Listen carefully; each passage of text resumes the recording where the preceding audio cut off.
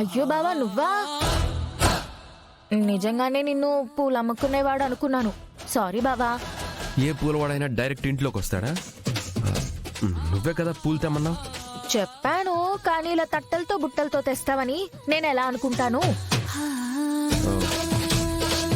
ఏ భర్త అయినా కోట్లోనో ప్యాంట్ జేబులోనో భార్యకి పూలు తెస్తారు, ఇలా బుట్టలతో కాదు బావా. సర్లే తీసుకో. నీకు కోపం తగ్గినట్లేదు. నిజంగానే నేను నీకు సారీ చెప్తున్నాను బావా. నన్ను క్షమించు ప్లీజ్. కోపం లేదు, తీసుకో. ఇన్ని పూలు తీసుకొని నేనేం చేసుకోను? అయినా ఏ భర్త అయినా తెచ్చిన పూలను భార్య తల్లో పెడతాడు.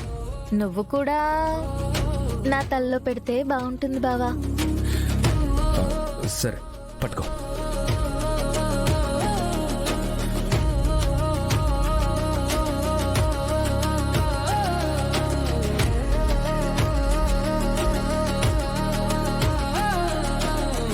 తిరుగు తిరుగు.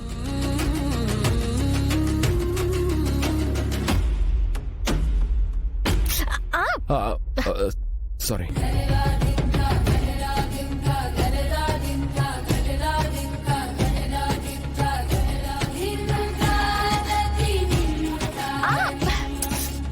ఏంటి బావా తల అంతా చిక్కులు పెట్టేస్తున్నావు? నీకు పూలు పెట్టడం కూడా రాదు. భార్యని ప్రేమించడం నేర్చుకుంటే అప్పుడు అన్ని పద్ధతిగా వస్తాయి.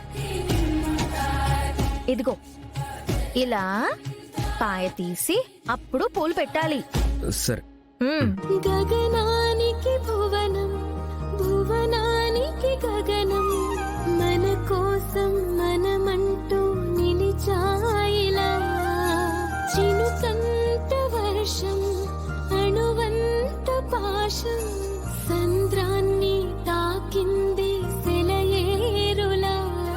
ఇది సంతోషమో మేఘ సందేశమో, హరివిల్లు విరిసింది నిశిలో ఇలా.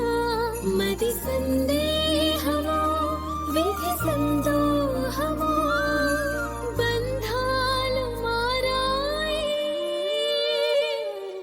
ప్రబంధాలుగా.